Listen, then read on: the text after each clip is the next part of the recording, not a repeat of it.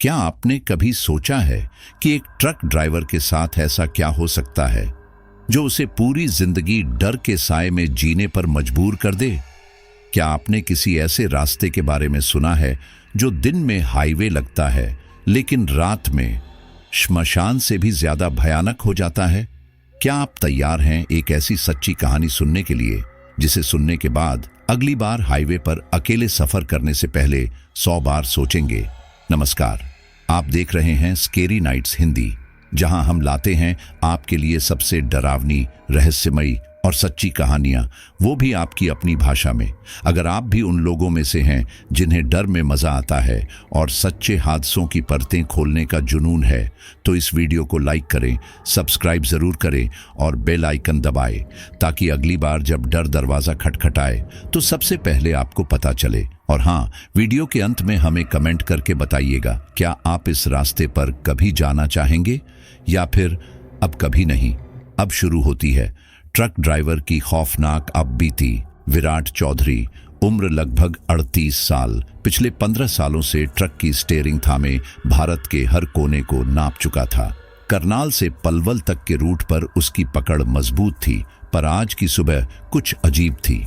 एक हफ्ते के आराम के बाद जब उसने दुबई लाइन टेक्सटाइल कंपनी से असम जाने वाले 28 टन कपड़े की बुकिंग ली, तो उसे बस टाइम की पड़ी थी। डिपो मैनेजर ने जब कहा कि जीपीएस एक नया शॉर्टकट दिखा रहा है, M57 मसान घाटी मार्ग, तो उसकी आंखें चमक उठीं, क्योंकि यह रास्ता 12 घंटे बचा सकता था।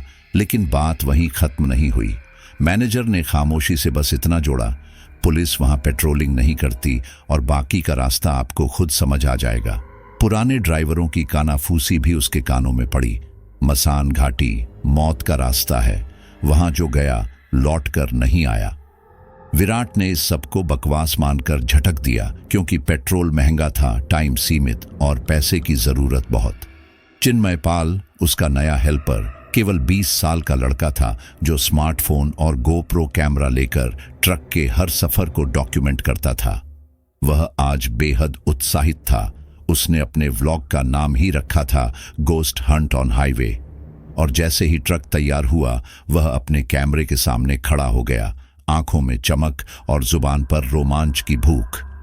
विराट को उसका यह सस्ता जोश चिढ़ाता था, पर वो चुप रहा, क्योंकि सफर लंबा था और साथ की जरूरत भी।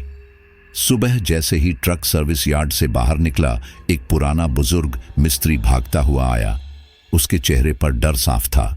उसने एक काले धागे वाला ताबीज विराट की हथेली में रख दिया और बोला, इस रास्ते पे हवा सीधी नहीं बहती बेटा, इसे लटकाए रखना, रास्ता सीधा नहीं है। विराट ने पहले हंसकर अनदेखा किया, पर जब उसकी आंखें उस बूढ़े की कंपाती पलकें देखीं, तो उसने ताबीज ट्रक के डैशबोर्ड पर लटका दिया, यह सोचकर कि बड़ों की बात टालनी नहीं चाहिए। चिन्मय इस सबको अपने कैमरे में कैद कर रहा था। ये देखिए, हमारे अनुभवी ड्राइवर जी अब अंधविश्वास के चक्कर में फंस चुके हैं। वह मजाक उड़ाते हुए बोला, आगे अगर भूतनी मिली तो मैं सबसे पहले इंटरव्यू लूंगा। विराट ने कोई जवाब नहीं दिया, बस ट्रक की गति बढ़ा दी।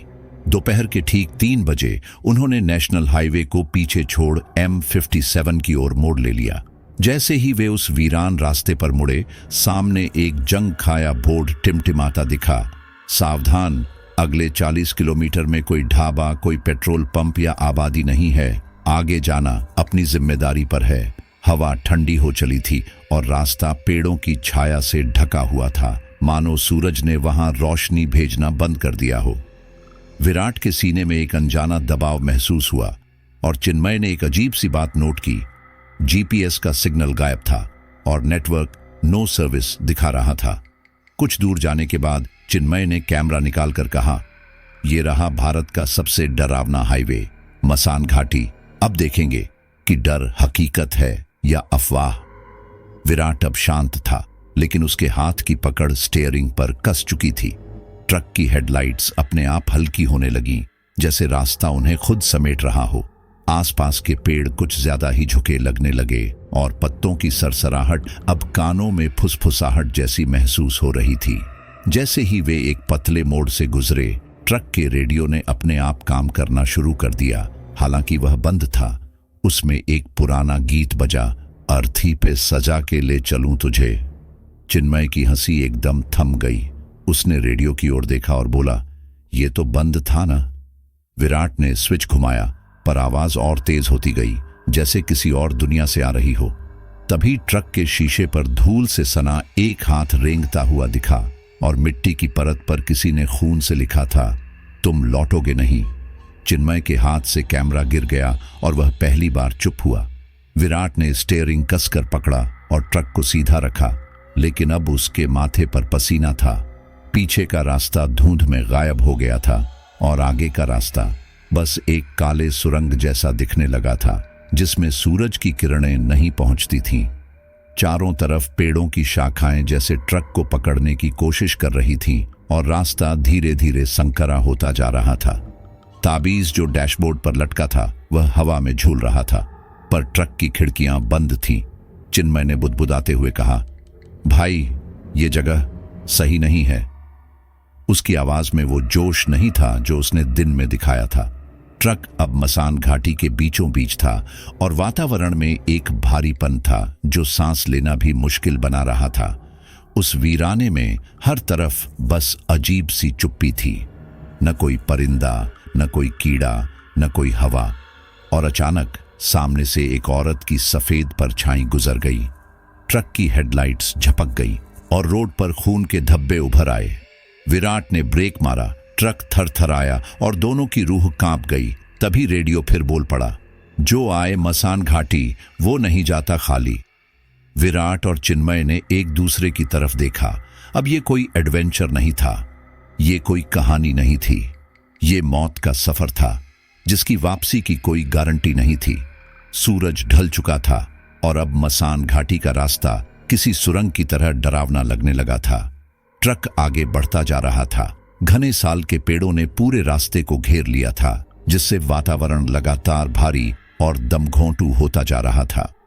मोबाइल की स्क्रीन पर नो सिग्नल लिखा आ रहा था और चिन्मय ने चुपचाप कैमरे की रिकॉर्डिंग फिर से शुरू कर दी। ट्रक का इन कैब रेडियो जो पहले से बंद था, एकाएक अपने आप ऑन हो गया और उसमें से 1960 के दशक का एक शोक गीत बजने लगा, अर्थी पे सजा कर ले चलूं तुझे। ये धुन धीरे धीरे तेज होती जा रही थी, मानो किसी अनदेखी शक्ति ने उसे चालू किया हो। विराट ने हैरानी से रेडियो का नॉब घुमाया, फिर बंद करने की कोशिश की, पर उसकी कोई भी कोशिश बेकार साबित हुई, जैसे रेडियो अब उसकी पकड़ में नहीं रहा। चिन्मय पहले तो बेहद उत्साहित हो गया। उसने कैमरे के सामने एक्टिंग शुरू कर दी। देखिए दोस्तों, भूतिया ट्रक, डरावना संगीत और हम एकदम बीच में। लेकिन विराट के चेहरे पर किसी बच्चे जैसा डर साफ दिख रहा था। उसकी उंगलियां स्टीयरिंग पर कस गई थीं और माथे से पसीना बहने लगा था। हवा में अब कुछ गंध फैल गई थी, लोबान और कुछ सड़ी हुई चीज की मिली जुली बदबू जो पूरे ट्रक में भरने लगी। जैसे ही उन्होंने एक वन क्रॉसिंग पार की, ट्रक एकाएक झटका खाकर रुक गया, जैसे किसी अदृश्य दीवार से टकरा गया हो। दोनों चौंक गए। सामने सड़क के बीचों बीच एक घेरा बना हुआ था, कई जली बुझी मोमबत्तियां, एक अधूरी आकृति और बीच में रखी एक मिट्टी की कटोरी जिसमें लाल रंग की गाढ़ी चीज भरी थी जो खून जैसी दिख रही थी। वह इतना ताजा लग रहा था कि जैसे अभी अभी किसी के शरीर से टपका हो। चिन्मय उत्तेजना में कैमरा लेकर नीचे कूद गया और उस कटोरी का क्लोजअप लेने के लिए झुकने लगा। वह कह रहा था, भाई, ये तो असली रिचुअल साइट लगती है, एकदम ब्लैक मैजिक। लेकिन विराट ने एक पल भी गंवाए बिना उसका हाथ पकड़ा और लगभग घसीटते हुए उसे वापस ट्रक में बिठा दिया। ये जगह खेलने की नहीं है। उसकी आवाज कांप रही थी और आंखों में भय की झलक थी। ट्रक फिर से चल पड़ा, पर कुछ बदल चुका था। सामने लगे डिजिटल मैप में अब रूट रिकैलकुलेट हो रहा था और स्क्रीन पर बार बार एक ही दूरी दिख रही थी, 13.3 किलोमीटर। हर बार वही पीछे, मानो ट्रक एक अदृश्य घेरे में फंस चुका हो। चिन्मय को यह सब रोमांचक लग रहा था, लेकिन विराट अब बेहद बेचैन था। वह बार बार रियर व्यू मिरर में देखने लगा और तभी उसे कुछ ऐसा दिखा जिसने उसकी रूह कंपा दी। ट्रक के पीछे कोई सफेद परछाई झलक कर तुरंत गायब हो गई। विराट ने झट से मिरर पर हाथ मारा और ध्यान से देखा, कोई नहीं था। उसने चिन्मय से पूछा। तूने कुछ देखा क्या पीछे? चिन्मय ने कैमरे का लेंस साफ करते हुए कहा, नहीं भाई, कुछ नहीं आया कैमरे में। शायद ब्रेक लाइट की रिफ्लेक्शन रही होगी। लेकिन विराट जानता था उसने कुछ देखा था। कोई औरत जैसी परछाई, बेहद सफेद, बर्फ जैसी, लेकिन उसकी मौजूदगी गर्म थी, जैसे वह जल रही हो। अब दोनों चुप हो गए। सिर्फ ट्रक की गड़गड़ाहट और रेडियो से आती वही अर्थी की धीमी आवाज बची थी। रास्ता अब और तंग हो चुका था। चारों तरफ सिर्फ पेड़, पत्तों की सरसराहट और बीच बीच में किसी जानवर की चीख जैसा अजीब शोर सुनाई देता था। लेकिन न कोई पक्षी था, न कोई जानवर। सब जैसे अदृश्य हो गए थे।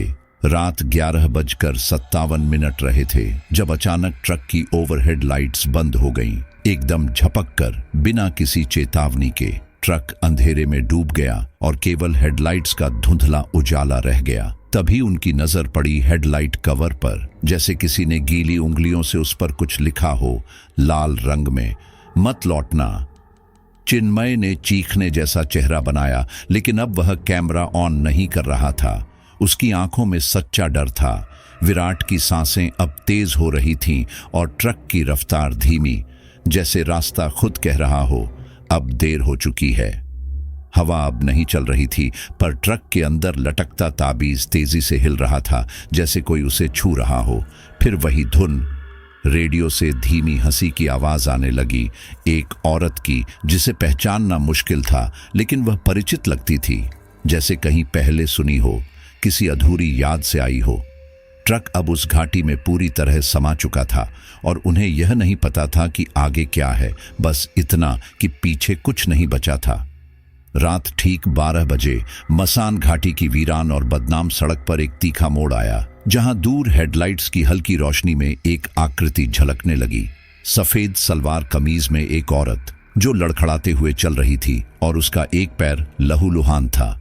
खून की धार नीचे पत्तियों पर टपक रही थी। चिन्मय, जो पिछली सीट पर कैमरे से छेड़छाड़ कर रहा था, तुरंत चौकन्ना हो गया। भाई, कोई औरत है सामने। उसने दरवाजा खोलकर उतरने की कोशिश की, जबकि विराट के चेहरे पर झिझक साफ थी। सड़क पर और कोई नहीं था, न कोई रोशनी, न कोई ढाबा।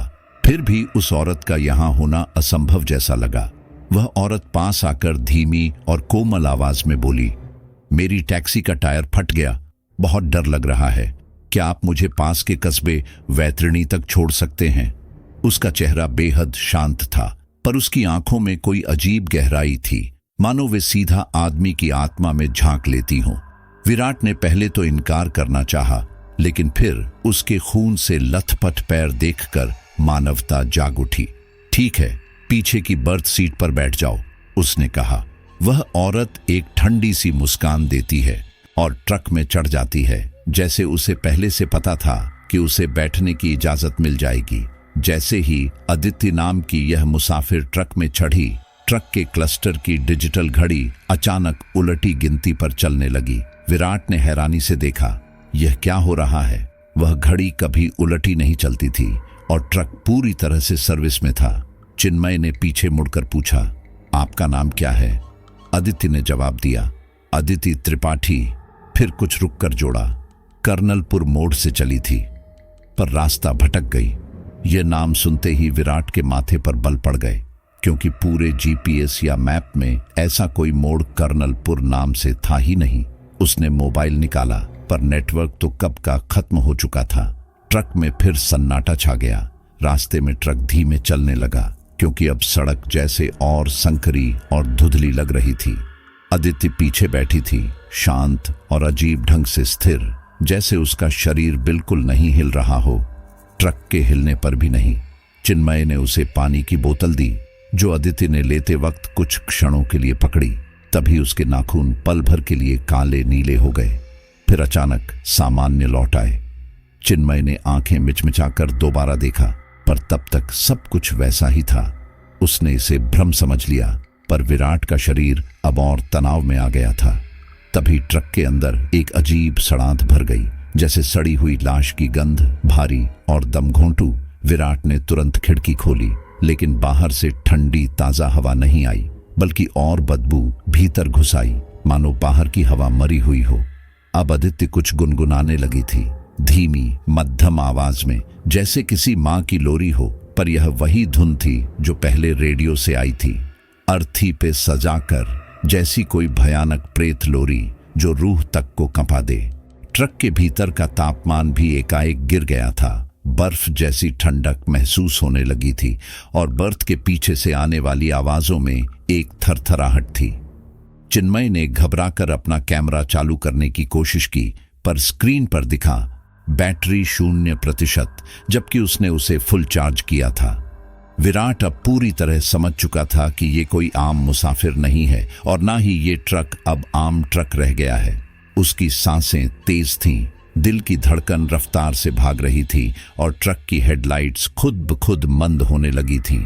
अदिति अब चुप थी, उसकी आंखें बंद थीं, पर होंठ अब भी हिल रहे थे, जैसे वह किसी दूसरी दुनिया से संवाद कर रही हो।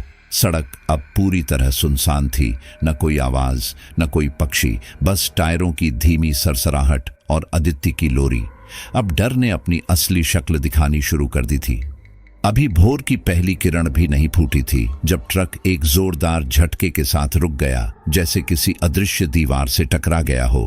विराट चौंका, उसकी आंखें अधनींद से भरी थीं, लेकिन झटका इतना जबरदस्त था कि अब पूरी तरह होश में आ चुका था। चिन्मय, जो पिछली सीट पर ऊँघ रहा था, तुरंत नीचे उतरा यह देखने कि कहीं टायर पंक्चर तो नहीं हुआ।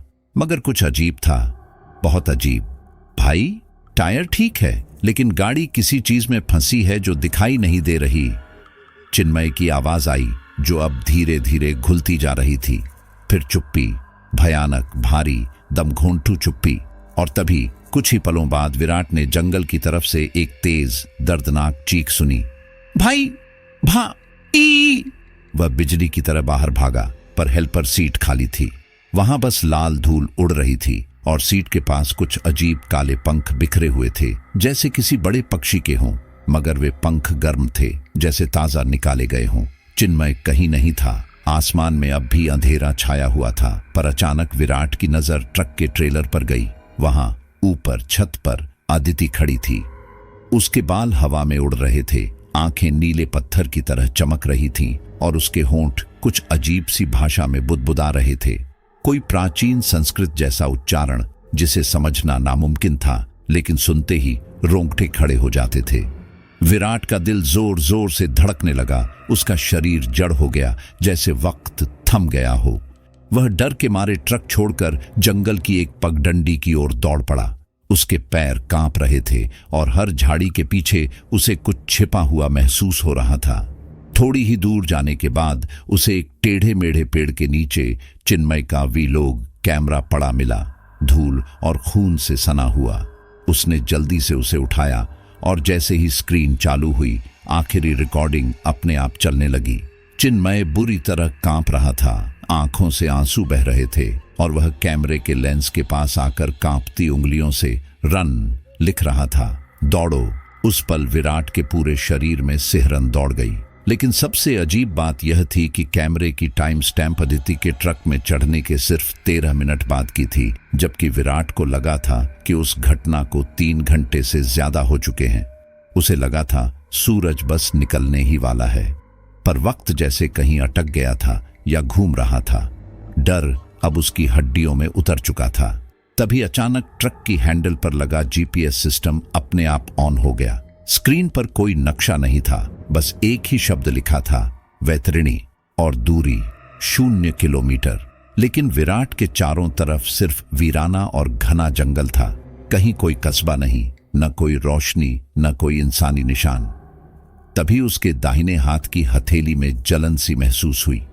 उसने देखा कि वहां किसी ने खून जैसे रंग से 3 लकीरें खींच दी थीं, जैसे नाखून से खुरचकर निशान बनाए गए हों।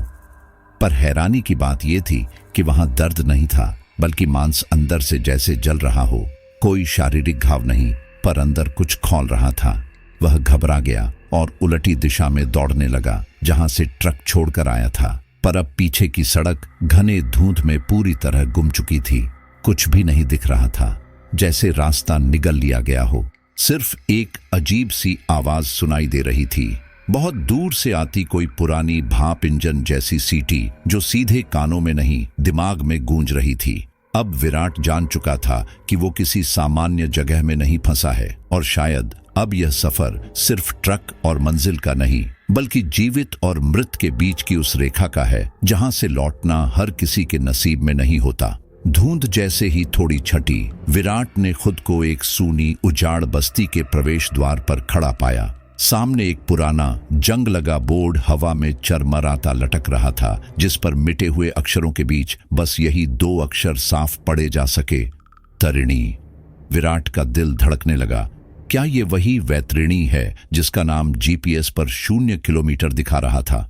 आसपास घना सन्नाटा था, जैसे समय यहां रुक गया हो। जैसे ही उसने अंदर कदम रखा, उसका सामना हुआ दर्जनों जले हुए ट्रकों की हड्डियों से, चेचिस के मुड़े तुड़े ढांचे, लोहे की राख के ढेर और घिसे हुए टायर जिनमें अब बस राख भरी थी। इन ट्रकों पर नंबर प्लेट नहीं थी और जो थे वो आग में गल चुके थे। विराट का गला सूखने लगा। हर कदम पर उसे लग रहा था जैसे कोई उसकी पीठ पर सांस ले रहा है। कस्बे की गलियां संकरी थीं और हर दीवार पर अजीब अजीब चिन्ह कोलतार से खींचे गए थे। उल्टा त्रिशूल, आधा कटा हुआ पहिया और 13 का रहस्यमयी अंक जो हर 10 कदम की दूरी पर उभरा दिखता था। ये सब एक तांत्रिक भाषा जैसे लगते थे, कोई चेतावनी या शायद शाप का हिस्सा। जैसे जैसे वह भीतर बढ़ता गया, हवा भारी होती गई और उसे कस्बे के बीचों बीच एक पुराना पंचायत भवन दिखा। छत से प्लास्टर झड़ चुका था, खिड़कियां टूटी हुई और दीवारें सीलन से भरी। अंदर जाते ही उसे एक धूल से सनी अलमारी दिखी, जिसकी फाइलें आधी फटी और सड़ी हुई थीं, पर उनमें से एक फाइल पर लिखा था दुर्घटना विवरण AM-77 वर्ष 2005 से 2025। विराट के हाथ कांप उठे। उसने धीरे धीरे पन्ने पलटे। हर पन्ने पर ट्रक चालकों का नाम, ट्रक नंबर और नीचे एक कॉलम, स्थिति, मृत, गायब, जली हालत में प्राप्त, अधूरी बलि, शव विहीन और आखिरी प्रविष्टि पर उसका नाम साफ लिखा था, विराट चौधरी, अनुस्थित। उसकी सांस रुक गई। ये फाइल किसी सामान्य कार्यालय की नहीं थी, ये कोई सूची थी, जैसे मौत की फाइल हो। फाइल के पास ही एक चिट्ठियों का पिन बोर्ड लगा था। उस पर चिन्मय का वही ताबीज टंगा था जो उसे सफर की शुरुआत में मिला था। ताबीज के पीछे एक कागज था जिस पर सुर्ख स्याही से लिखा था, बलि अधूरी है, पूर्णिमा शेष 7 घंटे। अब सब कुछ धीरे धीरे स्पष्ट हो रहा था, या शायद और गहरा रहस्य बनता जा रहा था। उसी पंचायत भवन के ठीक पास एक बंद मंदिर था। उसका दरवाजा टूटा हुआ था और जंग लगे कुंडों से लटक रहा था। अंदर से किसी स्त्री के रोने की धीमी आवाज आ रही थी, करुण, दर्द से भरी, और थोड़ी देर बाद वही विलाप धीरे धीरे बदलने लगा। एक जानी पहचानी लोरी की धुन में, वही धुन जो ट्रक के रेडियो पर मोमबत्तियों के घेरे में और अदिति की बुदबुदाहट में बार बार लौट रही थी। विराट की रूह कांपने लगी। ये कोई सामान्य स्त्री नहीं थी, ये वही शक्ति थी जो वैतरणी में आत्माओं को फंसाए रखती थी। तभी उसे याद आया, आज की रात पूर्णिमा है और वह भी चंद्र ग्रहण के साथ। पुरानी कहावत उसे अपने पिता की आवाज में याद आई। ग्रहण वाली पूर्णिमा की रात वैतरणी की आत्माएं अपनी अधूरी बलियों को पूरा करने जिंदा देहधारी ढूंढती हैं। विराट को सब समझ आने लगा। चिन्मय गायब क्यों हुआ, घड़ी उलटी गिनती क्यों दिखा रही थी, अदिति कौन थी, और यह कस्बा जीवित क्यों नहीं दिखता। जैसे ही वह मंदिर की ओर बढ़ा, उसकी परछाई उसके कदमों से तेज होकर फैलने लगी, लंबी, अजीब सी ऐंठती हुई, और अचानक वह परछाई उसके पैरों से चिपक गई, ठंडी, गीली और बोझिल। उसकी सांस रुकने लगी और उसी पल किसी के बेहद पास से फुसफुसाहट आई कान में, अब तेरा नाम भी हमारे बही खाते में है। इसके साथ ही मंदिर की घंटी जैसी कोई घनघनाहट गूंजी, पर वह ध्वनि किसी कांसे की नहीं थी, बल्कि किसी पुरानी भूली हुई आत्मा की थी जो अब जाग चुकी थी। हवा में अब सिर्फ मौत की गंध थी और समय एक बार फिर उल्टा बहने लगा था। मंदिर की घंटी जैसी उस परछाई की फुसफुसाहट के बाद विराट अंधेरे में बुरी तरह भटकने लगा। चारों तरफ सिर्फ सूनी हवाएं, सड़े फूलों की बदबू और जमीन से उठती गर्म भाप थी। तभी दूर किसी झाड़ी के पार उसे एक धुंधली सी रोशनी टिमटिमाती दिखी, एक पुरानी जलती हुई मशाल जो बिना किसी हाथ के खुद ब खुद हवा में हिल रही थी। पास जाते ही मशाल जैसे अपनी दिशा बदलने लगी, मानो किसी अदृश्य शक्ति ने विराट को देखने के बाद रास्ता दिखाना शुरू कर दिया हो। बिना कुछ सोचे वह उस रोशनी के पीछे चल पड़ा और थोड़ी ही देर में एक वीरान खंडहर जैसा स्थान उसके सामने आ गया। चारों तरफ टूटी दीवारें, राख की परतों में ढनकी जमीन और आधे जले ताखे जिनमें अब भी कुछ धूप गुग्गुल की महक बाकी थी। यही था श्मशान आश्रम, जहां सब कुछ मृत था सिवाय एक के। आश्रम के एक कोने में बैठा था आचार्य रघुवंशी, एक बूढ़ा, अंधा लेकिन अजीब तरह की दिव्य उपस्थिति वाला सन्यासी, जिसकी आंखें पूरी तरह सफेद थीं और शरीर भस्म से सना हुआ था। उसकी सांसें गिनती की लगती थीं, पर उसकी आवाज गहरी, धीमी और एकदम स्थिर, जैसे श्मशान के बीचों बीच भी समय को बांध सकती थी। तू आ गया, उसने बिना देखे कहा। मैं जानता था, विराट कांपते हुए बोला। आप मुझे जानते हैं? रघुवंशी धीरे धीरे मुस्कुराया। यह भूमि वैतरिणी है और तू अब इसका हिस्सा बन चुका है। और फिर उसने जो बताया, उसने विराट के रोंगटे खड़े कर दिए। यह जगह कभी कामायनी बलिदान भूमि कहलाती थी, जहां सदियों पहले आदिवासी समुदाय अपने मृतक यात्रा देवता को प्रसन्न करने के लिए नवयुवतियों को जीवित अग्नि में होम करता था। इस काले तांत्रिक अनुष्ठान को बलिपथ कहा जाता था। पर एक रात अंतिम बलि के समय एक कन्या अदिति ने आत्मदाह करने से मना कर दिया। वह चिल्लाई, रोई और शपथ ली कि इस अन्याय का अंत करेगी। बलिदान समिति के पुरुषों ने क्रोधित होकर उसे जिंदा जमीन में दफना दिया, लेकिन उसकी आत्मा मरी नहीं। उसने आग की जगह जमीन को श्रापित कर दिया और तभी से हर पूर्णिमा की रात उसका क्रोध उठता है और यह मार्ग, मसान मार्ग, जीवित ट्रक ड्राइवरों को खींचता है, उन्हें बलि चढ़ाता है और उनकी आत्माओं को वैतरिणी के दलदल में बांध देता है। विराट अब गहराई से सब कुछ समझ चुका था। चिन्मय की गुमशुदगी, ट्रक का फंसना, रेडियो पर लोरी और अदिति का रहस्यमयी रूप, ये सब उसी शाप के हिस्से थे। रघुवंशी ने चेतावनी दी, तेरी आत्मा अब उस शापित अनुबंध में बंध चुकी है। जब तक बलिदान पूरा नहीं होता, तू खुद को खोता जाएगा, पहचान, यादें और फिर शरीर। विराट का चेहरा पीला पड़ गया। क्या कोई रास्ता है इससे बचने का? उसने कांपती आवाज में पूछा। रघुवंशी ने सिर झुकाया और धीरे से बोला, है, लेकिन जोखिम बहुत बड़ा है। और फिर उसने बताया, रिवर्स एक्सोर्सिज्म का तरीका, एक पुरानी और खतरनाक तांत्रिक विधि जिसमें व्यक्ति खुद को कुछ क्षणों के लिए अधमृत अवस्था में ले जाता है, जीवित और मृत के बीच की रेखा पर। इस स्थिति में आत्मा को सामने बुलाया जा सकता है और यदि वह आत्मा तैयार हो तो उससे संधि की जा सकती है, एक सौदा जिसमें बलिदान रोका जा सकता है, बशर्ते आत्मा कुछ चाहती हो। पर यदि वह आत्मा असंतुष्ट हुई या क्रोध में थी तो संधि विफल हो जाएगी और उस स्थिति में प्रयोग करने वाला व्यक्ति भी हमेशा के लिए वैतरणी का हिस्सा बन जाएगा। उसकी आत्मा भटकती रहेगी, न पूरी तरह मरी न पूरी तरह जीवित। रघुवंशी ने विराट की तरफ देखा। तू निर्णय ले, लेकिन याद रख, इस राह में आधा रास्ता नहीं होता।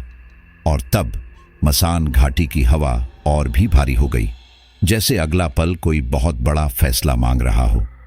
श्मशान की राख, टूटी दीवारों के बीच का सन्नाटा और आचार्य रघुवंशी की रहस्यमय चेतावनियों के बीच विराट ने अपने जीवन का सबसे भयावह निर्णय लिया।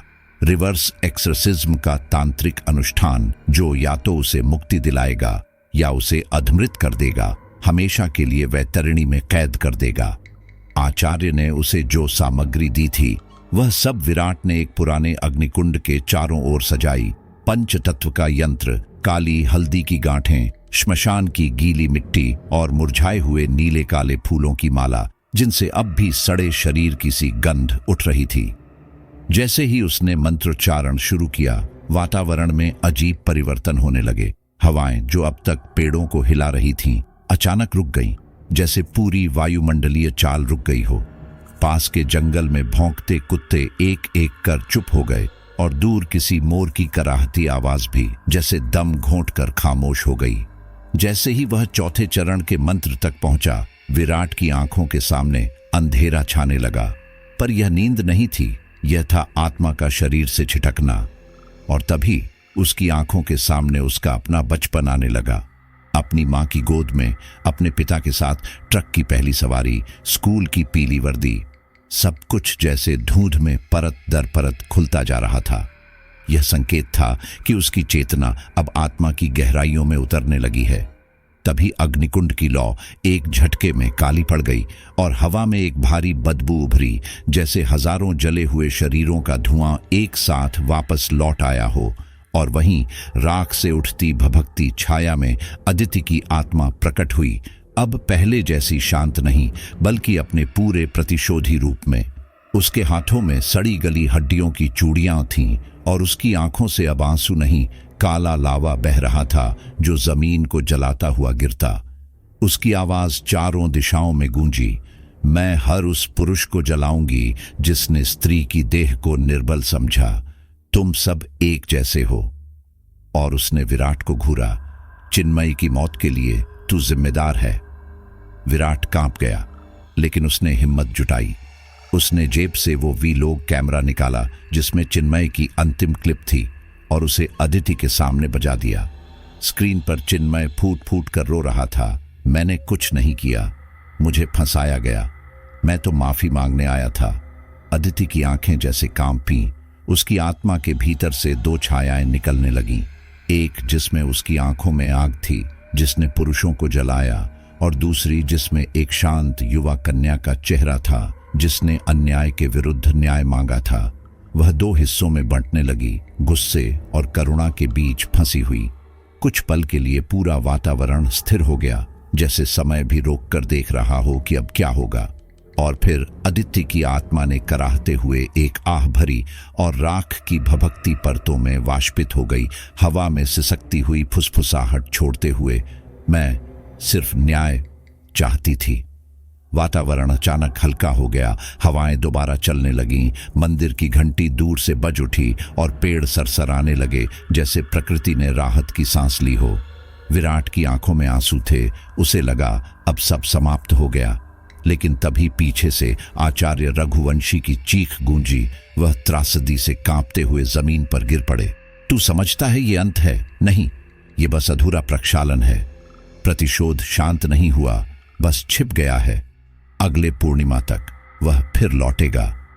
रघुवंशी की आंखों से खून बहने लगा और दूर मंदिर की घंटी की ध्वनि फिर धीमी होती चली गई, जैसे कोई छाया वापसी का रास्ता ढूंढ रही हो। और विराट समझ गया, खेल अब भी जारी है। अगली सुबह जैसे ही धूप की पहली किरण टूटी फूटी आश्रम की दीवार पर पड़ी, विराट ने थकी और भारी पलकों से आंखें खोली। शरीर बोझिल था, पर सबसे अजीब दृश्य उसके सामने था।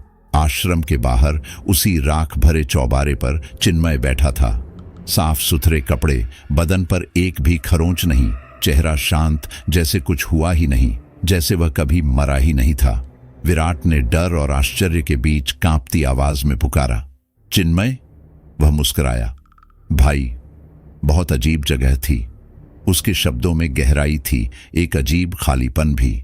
जब आचार्य रघुवंशी बाहर आए और चिन्मय को देखा तो उनका चेहरा पल भर के लिए सख्त हो गया। उन्होंने कहा, वह अब पहले जैसा नहीं रहा। यह संधि पुरुष बन चुका है, जीवित भी है, मृत भी। चिन्मय ने धीरे धीरे अपनी बात बतानी शुरू की। जब मैं गायब हुआ, मुझे लगा मैं किसी नदी में बह रहा हूं, नीले पानी की नदी, ठंडी और मौन। वहां कोई वक्त नहीं था, कोई शरीर नहीं था, बस एक स्त्री की आवाज बार बार मुझसे सवाल कर रही थी, सच बताओ, तुम में और उनमें क्या फर्क है? और मैं बस बहता रहा। विराट ने देखा, चिन्मय के शरीर पर अजीब तांत्रिक चिन्ह खुदे हुए थे, जैसे किसी ने गर्म लोहे से त्वचा पर शापित शब्द अंकित किए हों। आचार्य ने समझाया, जब कोई आत्मा अधूरी प्रतिशोध की अवस्था में किसी जीव को छूती है और वह जीव सच्चाई से जुड़ा हो, तब वह दो दुनियाओं के बीच पुल बन जाता है। तभी चिन्मय की आंखों में कुछ कौंधा। उसने धीमे स्वर में एक ट्रक नंबर दोहराया, BR 43 X 6666।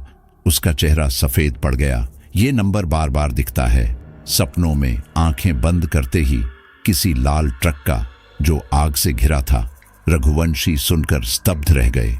वह वही ट्रक है अंतिम बलिदान के समय अदिति को उसी ट्रक में लाया गया था। वह ट्रक भी शापित हो चुका है और शायद अब भी वैतरणी में कहीं मौजूद है। अब यह स्पष्ट था कि यदि अदिति की आत्मा को सच्चा प्रक्षालन और मुक्ति देनी है तो उसी ट्रक को ढूंढकर उसे तांत्रिक यंत्र में परिवर्तित करना होगा, एक तरह का बलिदान विलोपन चक्र जिससे मृत आत्मा की ऊर्जा को बांधकर वापस अर्पित किया जा सके। विराट ने निश्चय किया, हमें दोबारा मसान मार्ग से होकर उस जगह तक जाना होगा जहां अदिति को दफनाया गया था। वहीं इस कहानी का अंतिम अध्याय लिखा जाएगा। लेकिन रास्ता आसान नहीं था। जैसे ही उन्होंने तैयारियां शुरू की, चिन्मय को अजीब से फ्लैशबैक आने लगे। आंखों के सामने दिखा एक पुराना काफिला, 1980 के दशक की ट्रकों की लाइन, और उनमें एक लाल ट्रक जिसमें जोर जबरदस्ती से एक लड़की को घसीटा जा रहा है। वही अदिति, और उसकी चीखों के बीच एक आदमी हंसता हुआ उसे आग के घेरे में धकेलता है। चिन्मय की चीख निकली, वो चेहरा, वो आदमी, मेरे दादाजी। विराट अवाक रह गया। अब सच धीरे धीरे खुल रहा था। शायद अदिति का क्रोध अनायास नहीं था, शायद चिन्मय ही उसका असली लक्ष्य था, और वह अब तक विराट को इसलिए जीवित रख रही थी ताकि उसे उस तक पहुंचाने के लिए इस्तेमाल कर सके। लेकिन सवाल ये था, फिर उसने विराट को क्यों कई बार चेतावनी दी, क्यों उसकी जान बचाई? क्या वह अब भी संदेह में थी?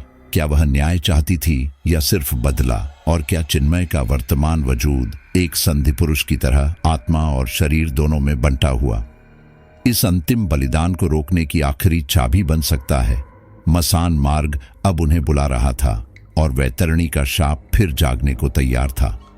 जब आचार्य रघुवंशी ने अदिति की आत्मा के स्थायी प्रक्षालन का एकमात्र उपाय बताया, उस लाल ट्रक को अनुष्ठानिक अग्नि में स्वाहा करना, तो विराट और चिन्मय ने वैतरणी के रूट रिकॉर्ड्स, भूले बिसरे लोकेशन लॉग्स और जीपीएस शेडो डेटा की मदद से उस रहस्यमयी ट्रक BR43X 6666 की तलाश शुरू की। कई घंटों की खोजबीन और झाड़ियों के भीतर घुसे हुए एक उजाड़, भूले हुए जंगल की सीमा पर आखिरकार उन्हें वह ट्रक मिल गया, एक टूटी बुझी सी पगडंडी के अंत में, जहां सड़क मानो आत्मा की सांसों जितनी ही पुरानी लगती थी। ट्रक वहां वर्षों से बिना हिले खड़ा था और उस पर वक़्त की झंग, राख और समय की धूल जमी थी। जैसे ही उन्होंने पास जाकर देखा, ट्रक के भीतर से एक दुर्गंध उठी। स्टीयरिंग पर बैठा हुआ ड्राइवर अब भी वही था, पर अब केवल एक कंकाल था जिसकी उंगलियां अब भी व्हील को थामे हुए थीं। ट्रक की बॉडी के किनारों पर जली हुई हड्डियों के निशान थे और छत के भीतर से किसी ने जैसे नाखून से खरोंच खरोंच कर संस्कृत में कुछ शब्द उकेरे थे। दग्ध आत्मा की यात्रा यहीं से आरंभ होती है। और फिर सीट के नीचे छुपी एक धातु की संदूक में उन्हें मिला एक पुराना हस्तलिखित तांत्रिक पत्र, पीला पड़ा कागज, उस पर रक्त स्याही से लिखे गए बलिदान मंत्र, जिनमें कामायनी यज्ञ और अर्धबालिका बलि जैसे शब्द कांपती आग में भी जलने से इनकार कर रहे थे। चिन्मय का चेहरा उतर गया। यही है शाप का मूल, यहीं से सब शुरू हुआ था।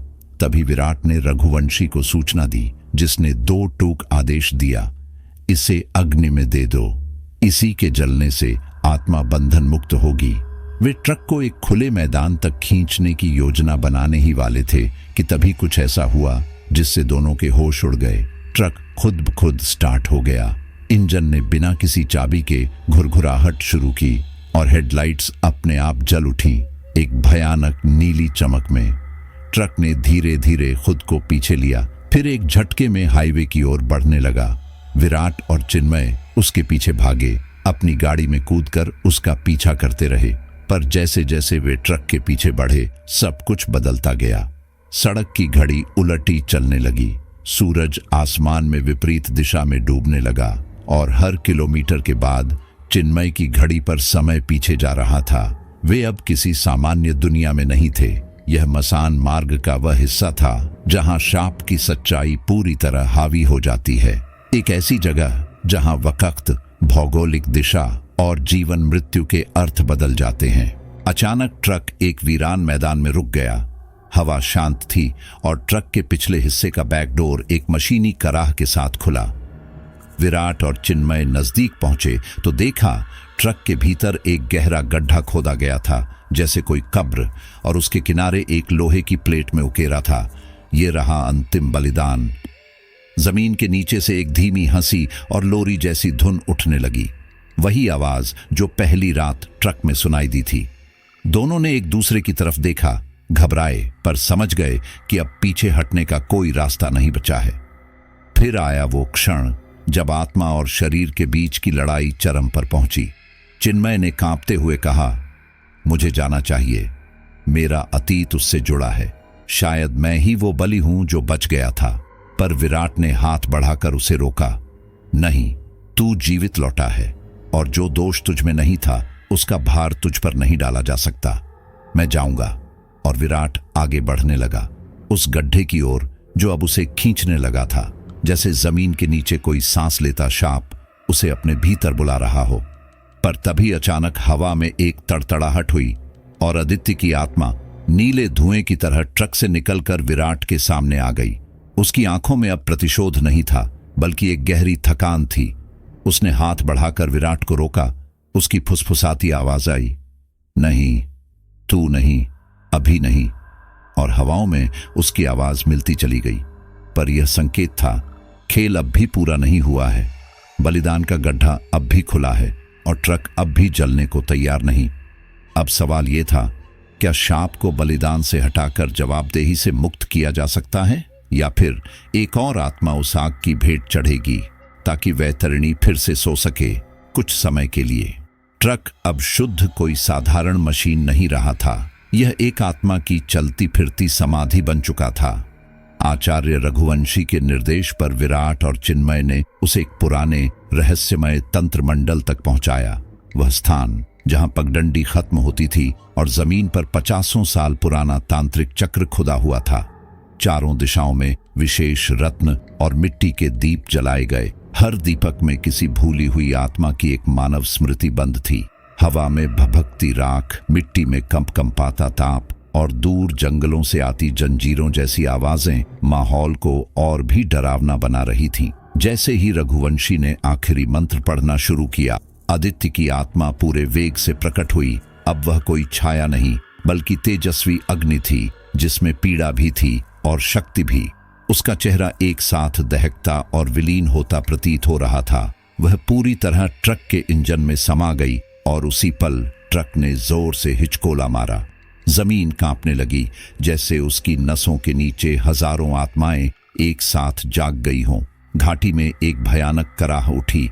वैतरणी की वो आत्माएं जो वर्षों से बांध में बंद थीं, अब दरारों से झांक रही थीं, मुक्त होने को छटपटा रही थीं। और तभी रघुवंशी ने कहा, बलिदान अब भी अधूरा है, कोई एक जीवित देह वाला अंतिम तर्पण देगा। चिन्मय आगे बढ़ा, आंखों में साहस और आत्मग्लानि की धुंध। मैं तैयार हूं। लेकिन तभी आदित्य की आंखें उसकी आंखों से मिली और उस पल कुछ टूटा, कुछ जुड़ा। उसकी आवाज बहुत धीमी पर बहुत स्पष्ट थी, तुम दोषी नहीं हो, तुम्हारा खून निर्दोष है, तुम्हारा डर तुम्हारा पाप नहीं है। एक लंबा मौन पसरा। फिर आदित्य ने मुस्कुराकर कहा, एक औरत का अंत किसी पुरुष के बलिदान से नहीं, उसकी माफी से हो सकता है। और फिर वह खुद ट्रक की ओर मुड़ी, आत्मा की लौ की तरफ भीतर समा गई। ट्रक एक झटके से कांपा, जैसे किसी ने उसकी आत्मा को सुलगा दिया हो, और फिर बिना किसी छेड़छाड़ के खुद ब खुद आग पकड़ लिया। लपटें नीली थीं, ज्यों आत्मा जल रही हो। ट्रक धीरे धीरे चलता हुआ उसी पुराने कुएं की ओर बढ़ा जहां सालों पहले आदित्य को जिंदा दफनाया गया था, और एक अंतिम तड़पती आवाज के साथ उसमें गिरकर पूरी तरह भस्म हो गया। उसी पल पूरे मसान मार्ग में भूकंप जैसी तरंगें उठीं। जमीन फटती सी लगी, हवा कांपने लगी, जैसे हजारों सालों का कोई पुराना पाप अब मुक्त हुआ हो। पर फिर सब शांत हो गया। एक ऐसी शांति जो डर नहीं देती, बल्कि सुकून देती है। पहली बार हवा में ताजगी थी और पूर्व दिशा से पहली धूप की किरण दरारों से छनती हुई जमीन को छूने लगी थी। विराट और चिन्मय ने एक दूसरे की तरफ देखा। थक चुके थे पर जीवित थे। वे वापस मुख्य सड़क की ओर लौटे, जहां सब सामान्य लगने लगा था, पर भीतर का तूफान अब भी जिंदा था। और जैसे ही उन्होंने अपने मोबाइल फोन निकाले, स्क्रीन पर तारीख दिखी 17 अगस्त 1995। वे दोनों सन्न रह गए। क्या वे समय में पीछे लौट आए थे, या यह मसान मार्ग की आखिरी चाल थी? कहीं ये तो नहीं कि अदिति ने बदला लेने के बाद अब उन्हें उसकी दुनिया में छोड़ दिया, या शायद समय ने उन्हें फिर से मौका दिया सब कुछ दोबारा जीने का। पर एक बात तो तय थी, शाप का अंत हो चुका था, या शायद अब उसका अगला अध्याय शुरू होने वाला था। विराट और चिन्मय जब उस धधकते ट्रक की राख से लौटे तो उन्हें लगा था सब खत्म हो चुका है, पर समय के साथ खेलने की सजा अब भी बाकी थी।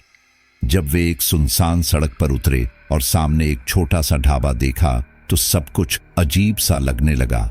लकड़ी की छप्पर वाली दुकानें, पुराने जमाने का काला डायल फोन, दीवारों पर चिपकी फिल्मी पोस्टरें और रेडियो पर बजता दूरदर्शन का समाचार बुलेटिन। वे जैसे ही भीतर गए, ढाबे वाले ने मुस्कुराकर पूछा, अरे भैया, आप वही ट्रक वाले हो ना जो कल रात अदिति बिटिया को ढूंढ रहे थे?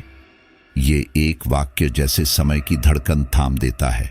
विराट और चिन्मय ने एक दूसरे को देखा और अचानक सब समझ में आ गया। वे साल 1995 में पहुंच चुके थे। न सिर्फ पहुंचे थे, बल्कि ठीक उसी रात में जहां अदिति का बलिदान होना था, और वह अब भी जिंदा थी। विराट के गले में आवाज फंस गई। दिल जैसे किसी और के सीने में धड़क रहा था। बिना कुछ कहे दोनों ने ढाबा छोड़ा और दौड़ते हुए जंगल की उसी दिशा में निकले जहां कभी बलिदान मंडप था। रास्ते वैसा ही था, पर हर चीज में एक धुंधली पुरानी फिल्म जैसा एहसास था, जैसे कोई VHS टेप लाइव चल रहा हो। तभी वे पहुंचे उस वीरान जगह पर जहां 4 आदमी लाल गमछों और सफेद कुर्ता पायजामा में एक लड़की को घसीटते हुए एक ट्रक के पास ले जा रहे थे। अदिति, उसकी आंखों में आंसू नहीं बल्कि एक नफरत का समुद्र था। विराट चीखा, रुको! पर जैसे ही उसने दौड़ लगाई, उसके पूरे शरीर में जैसे किसी अदृश्य जंजीर ने जकड़ लिया। वह हिल नहीं पा रहा था। हाथ पैर सुन्न पड़ गए, हवा भारी हो गई। चिन्मय ने भी कोशिश की, पर उसके कदम जमीन में धंसते से लगे। तभी अदिति ने एक झलक उनकी तरफ देखा और उसकी आंखों में कोई आश्चर्य नहीं था, बल्कि एक रहस्य था। वह बुदबुदाई, दूसरा चक्र, और अचानक जैसे कोई कांच टूटता है, पूरा दृश्य टूटकर बिखर गया। ढाबा, आदमी, ट्रक, अदिति, सब भाप बनकर गायब हो गए। विराट और चिन्मय अब जिस जगह खड़े थे वह वैतरणी थी, पर यह कोई सामान्य वैतरणी नहीं थी। यह टाइम लूप वैतरणी थी। यहां हर कुछ मिनट बाद वही बलिदान दोहराया जाता था। वही दृश्य, वही ट्रक, वही चीखें, बार बार, मानो समय खुद भी उस पाप से मुक्त नहीं हो पा रहा हो। हर बार वे उसी मोड़ पर पहुंचते और हर बार हवा उन्हें रोक देती। अब यह कोई साधारण यात्रा नहीं थी। अब वे वक्त के उस शापित घेरे में थे जहां आत्माएं नहीं, स्मृतियां घूमती थीं। लेकिन फिर कुछ हुआ जिसने विराट की रूह को झकझोर दिया। एक दोहराव के दौरान उसने कुछ दूर से खुद की छाया देखी, एक प्रतिबिंब, एक हूबहू विराट, जो उसी बलिदान में अदिति को ट्रक में धकेल रहा था। उसके हाथों में वही तांत्रिक पट्टियां थीं और आंखें भावशून्य। चिन्मय भी स्तब्ध रह गया। भाई, वो तू है। अब सवाल ये नहीं रह गया था कि समय कैसे पलटा, बल्कि यह कि कौन असली विराट है।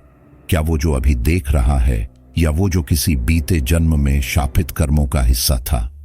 क्या ये अदिति की आत्मा द्वारा निर्मित भ्रम था, या विराट का खुद का अतीत? विराट की सांसें भारी हो गईं, सिर घूमने लगा। वो खुद को अब भरोसे के लायक नहीं मान पा रहा था। शायद उसकी आत्मा का भी कोई टुकड़ा कभी बलिदान का सहभागी बना था, और अब वह टुकड़ा उसके खिलाफ उठ खड़ा हुआ था। समय अब महज एक रेखा नहीं रहा, वह एक शिकंजा बन चुका था जो कसता जा रहा था, धीमे धीमे, हर बीते जन्म के साथ। वक्त की उस फंसी हुई भूल भुलैया में जहां हर बलिदान बार बार दोहराया जा रहा था, विराट की चेतना धीरे धीरे बदलने लगी थी। जैसे हर बार जब वह दोहराव देखता, उसका भीतर कुछ खोने लगता। चिन्मयी उसकी हालत देखकर घबरा गया और उसने बार बार उसे झकझोर कर उस पल में जिंदा बनाए रखा। लेकिन एक दिन लूप के 7वें दोहराव के बाद विराट अचानक एक छाया में बदलते हुए खुद को महसूस करने लगा। उसकी त्वचा ठंडी होने लगी थी, आवाज गूंजने लगी थी, और चेहरा उसे खुद का नहीं किसी और का लग रहा था। उसी रात जब वो एक पुराने मंदिर के खंडहर से गुजर रहे थे, उन्हें वहां आचार्य रघुवंशी दिखाई दिए, पर अब वे भी बदल चुके थे। उनके चारों ओर किसी प्राचीन ग्रंथ की आकृतियां हवा में तैर रही थीं और उनकी आंखें अब पूर्ण सफेद नहीं बल्कि काले छल्लों से भरी थीं। रघुवंशी बोले, जब कोई आत्मा बार बार अपना इतिहास दोहराने लगती है तो समय उसे निगलने लगता है और फिर वो दो हिस्सों में बंट जाती है, एक जो जीवित है और एक जो शापित है। चिन्मय कांप उठा।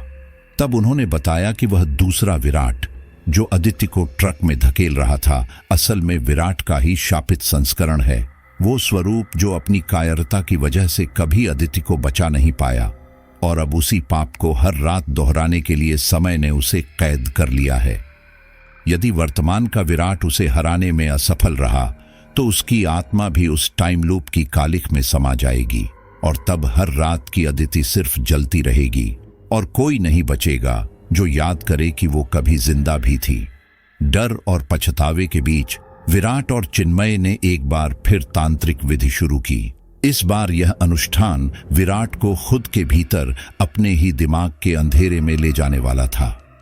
चारों ओर मंत्र गूंजने लगे, हवा रुक गई और विराट की आंखों के सामने अंधेरा छा गया। फिर एक झटका और वह खुद को एक सड़े हुए ट्रक के अंदर पाता है, जहां स्टीयरिंग के सामने बैठा उसका दूसरा रूप, काला, बर्फ सा ठंडा और आंखों में अंगारे, इंतजार कर रहा था। वो बोला, तू वही है जो भागा था। मैंने जलाया अदिति को क्योंकि यही उसका भाग्य था। तू केवल देखने वाला था। विराट के हाथ कांपने लगे, पर उसने पहली बार स्वीकार किया, हाँ मैं भागा था, पर अब नहीं भागूंगा, अब मैं सामना करूंगा। उसके स्वर में आत्मग्लानि नहीं, साहस था। फिर शुरू हुआ मनोवास्तविक द्वंद्व। ट्रक के भीतर ही जैसे उनका संघर्ष एक तांत्रिक युद्ध में बदल गया। धुएं से भरे उस केबिन में दोनों विराट आमने सामने पंचभूतों की ऊर्जा से एक दूसरे को तोड़ने में लगे थे। आग, पानी, छाया और रोशनी आपस में टकरा रही थी। अंततः विराट ने एक गहरी सांस ली और अपने शापित स्वरूप की आंखों में देखकर कहा, अगर तू मेरा हिस्सा है तो मैं तुझे स्वीकार करता हूं, पर अब तू मेरा भविष्य तय नहीं करेगा। और उस क्षण जैसे ही उसने अपने अंधेरे को अपनाया, वह छाया विकराल भाप बनकर बिखर गई और जब विराट ने अपनी आंखें खोली तो आसपास की जमीन टूट रही थी और टाइम लूप की दरारों से प्रकाश बाहर आने लगा था। अचानक सब कुछ गायब हो गया। लूप, मंदिर, बलिदान, दूसरी आत्माएं और विराट व चिन्मय फिर से सड़क पर थे, अपने उसी ट्रक के पास। लेकिन इस बार कुछ अलग था। हवा में हल्की गंध थी, समय सामान्य दिख रहा था, पर मोबाइल की स्क्रीन पर तारीख अब भी नहीं थी। वे वापस तो आ गए थे, लेकिन अब यह दुनिया थोड़ी बदली हुई लग रही थी, जैसे हर चीज वैसी है पर उसकी आत्मा अब नई हो। शायद ये वही दुनिया थी जिसमें अदिति अब भी नहीं जली थी और शायद कहीं किसी मोड़ पर अब उसकी आत्मा भी मुस्कुरा रही थी। जब विराट और चिन्मय समय की उस उलझी हुई गांठ से बाहर आए तो पहली सांस में ही उन्हें महसूस हो गया कि जो दुनिया उनके सामने है वह अब पहले जैसी नहीं रही। मसान मार्ग जो कभी ट्रकों की तेज आवाजों से गूंजता था, अब राख और सन्नाटे का मैदान बन चुका था। सड़क का नामो निशान मिट चुका था। चारों ओर सिर्फ जल चुकी जमीन और ऊपर उमड़ते काले बादल, जैसे खुद आकाश भी इस भूमि से मुंह मोड़ चुका हो। वहां एक विशाल विकृत सा वृक्ष खड़ा था, जिसकी शाखाओं पर जले हुए कागज, हड्डियों के टुकड़े और सूखे लाल धागों में बंधी आत्माओं की निशानियां टंगी थीं, जैसे उन्हें किसी ने यहां बांध रखा हो। उस वृक्ष की छाल पर विराट को एक स्याह रंग से लिखा हुआ श्लोक दिखा, यत्र मृत्युम स्वयं विनाशयति तत्र द्वार नित्य मुक्तये खुलता है। यानी जहां मृत्यु स्वयं नष्ट होती है वहीं मुक्ति का द्वार खुलता है। यह संकेत था कि अब उन्हें उस अंतिम द्वार की तलाश करनी होगी, जिसे ग्रंथों में दशम द्वार कहा गया है, वही द्वार जहां अदिति की मूल आत्मा की चेतना बसी है। पर तभी चिन्मय की सांसें भारी होने लगी, उसकी त्वचा पर राख जमने लगी, आंखें फीकी पड़ती जा रही थीं।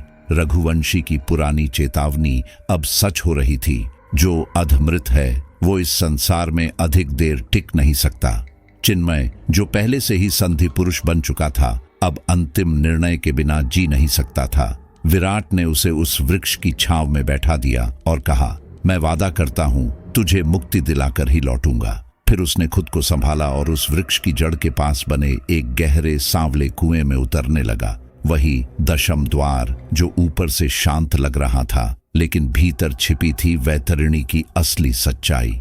जैसे जैसे वह नीचे उतरा, चारों तरफ हवा भारी होती गई और दीवारों पर मृत आत्माओं के निशान उभरने लगे, जैसे उनकी यादें इस मार्ग पर जमी थीं। अंत में वह एक विशाल गोल सभागृह में पहुंचा। यह था बलिदान सभागृह, जहां चारों ओर आत्माएं बैठी थीं, सब चुप, सब एक दूसरे को घूरती हुई, और बीचों बीच वह मंच जहां कभी बलिदान होते थे। पर इस बार कोई चीख नहीं थी, कोई रक्त नहीं। वहां सिर्फ एक स्त्री बैठी थी, शांत धवल वस्त्रों में, और आंखों में एक ऐसा तेज जो किसी देवी का हो सकता था, अदिति। वह अब कोई क्रुद्ध आत्मा नहीं थी, बल्कि समय और पीड़ा के पार की एक जागृत चेतना बन चुकी थी। विराट की रूह कांप उठी। उसने एक कदम बढ़ाया तो अदिति की आंखें उस पर टिक गईं। वह मुस्कुराई नहीं, पर उसकी आवाज मानो किसी मंदिर की घंटी सी भीतर गूंज उठी। आ गया न्याय? यह प्रश्न नहीं था, यह एक परीक्षा थी। विराट के होंठ सूखे थे, उसकी सांसें टूट रही थीं, पर अब उसे जवाब देना ही था, खुद को, उसे और उन सभी आत्माओं को जो उस सभागृह में इंतजार कर रही थीं। न्याय या नाश? आ गया न्याय। अदिति का प्रश्न विराट के भीतर उस हिस्से को झकझोर रहा था जिसे वह वर्षों से खुद से छुपा रहा था। वह नजरें नहीं मिला पा रहा था, पर अदिति ने ठंडी लेकिन स्पष्ट आवाज में कहा, हर आत्मा मुक्ति नहीं चाहती। कुछ आत्माएं सिर्फ प्रतिशोध से ही संतुष्ट होती है। और तभी बिना किसी और भूमिका के उसने विराट के सामने दो रास्ते रख दिए। या तो वह अदिति की आत्मा को साथ लेकर पूरी वैतरणी भूमि को आग के हवाले कर दे, इस शापित धरती को एक बार में राख में बदल दे, या फिर सिर्फ उन आत्माओं को मुक्त करे जो अब तक यातना में हैं, बिना अदिति को छुए। विराट के होंठ सूख गए, उसकी पलकों में भारीपन था, दिल की धड़कन जैसे मंत्र के विरुद्ध चल रही हो।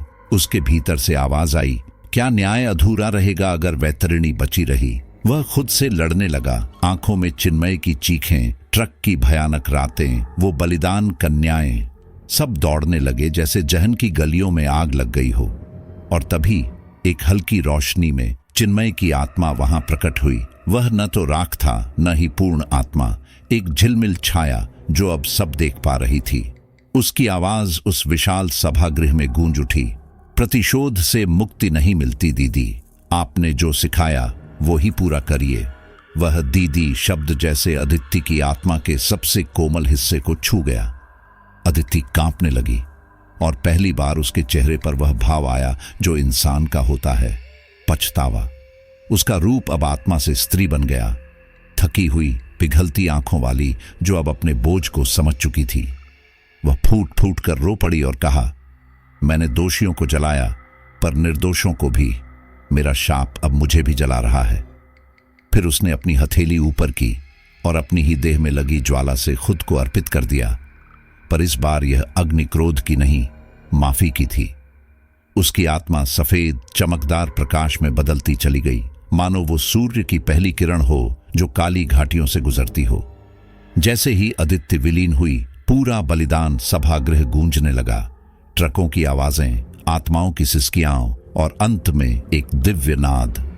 हर आत्मा जिसने कभी वैतरणी में दर्द झेला, अब अदिति के मार्ग का अनुसरण करने लगी। ट्रक ड्राइवरों की आत्माएं, जिनकी हड्डियां सड़क के किनारों पर पड़ी थीं, बलिदान में दफन कन्याएं, और वह शापित ट्रक भी जो वर्षों से समय में फंसा था, सब एक एक कर सफेद राख बनकर उड़ने लगे, हवा में तिरते हुए मुक्त हो गए।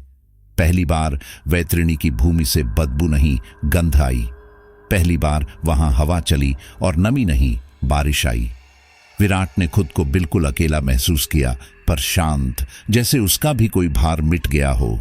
पर जैसे ही वह बाहर निकला और वृक्ष के पास पहुंचकर चिन्मय की ओर देखा, एक धीमी गूंजती आवाज उसके भीतर फुसफुसाई, हर शाप पूरी तरह नहीं मरता, वह केवल अगली पीढ़ी के जिम्मे रह जाता है। विराट ठिठक गया। और महसूस हुआ कि शांति के भीतर भी एक बीज दबा हुआ है जो वक्त आने पर फिर फूट सकता है। उस राख के बीच कहीं कोई धड़कन अभी भी दबे पांव चल रही थी और कहानी शायद अभी खत्म नहीं हुई थी। कई वर्षों बाद जब सब शांत हो गया था, विराट हिमालय की तलहटी में एक छोटे से आश्रम में रहने लगा। अब वह सांसारिक दुनिया से कट चुका था। एक गेरुए चोले में गंभीर आंखों और मौन चेहरे के साथ वह साधना में लीन रहता था। वहां आने वाले गिने चुने साधकों को ही वह वैतरणी की कथा सुनाता था, वह भी तब जब पूर्णिमा की रात हो और वायुमंडल में ठंडक के साथ कुछ अदृश्य कंपन तैर रहे हों। हर साल उसी पूर्णिमा की रात वह व्रत रखता, ध्यान करता और चिन्मय की राख को, जो उसने वैतरणी के वृक्ष की जड़ में दबा रखी थी, एक दीप जलाकर प्रणाम करता। वह अब जान चुका था कि मुक्ति कोई पल नहीं बल्कि जीवन का एक नाजुक संतुलन है। पर उस रात कुछ अलग था। आश्रम के बाहर एक पुराना धूल से सना ट्रक आकर रुका। उतरा एक दुबला पतला थका हुआ सा ड्राइवर, चौड़ी मूछें और झुकी हुई आंखें। वह सीधा विराट के पास आया और धीमे स्वर में बोला, बाबा, मैंने एक रास्ता देखा, मसान घाटी। आप जानते हैं क्या? विराट का चेहरा फक्क हो गया। उसका शरीर जैसे कुछ क्षणों को ठहर गया। कुछ शब्दों को सुनते ही जैसे उसके भीतर सोई हुई स्मृतियां एक बार फिर जीवित हो उठी। उसकी पलकों में चिन्मय की छाया तैरने लगी, ट्रक की हेडलाइट, रेडियो की धुन, अदिति की आंखें, और फिर अचानक उसने आंखें मूंद लीं। वह जान चुका था कि शाप मरा नहीं है, वह बस इंतजार कर रहा था। विराट अपने कक्ष में गया, लकड़ी की पुरानी संदूक खोली और वहां से अपनी पुरानी डायरी निकाली। वह वही डायरी थी जिसमें उसने उस भयानक यात्रा का एक एक पल लिखा था। अब वह डायरी कहानी नहीं, चेतावनी बन चुकी थी। उसने उसे पलटा और पहला पृष्ठ फिर से खोला। यदि तुम मसान मार्ग पर हो, लौट आओ। लेकिन अब कोई लौट नहीं सकता था।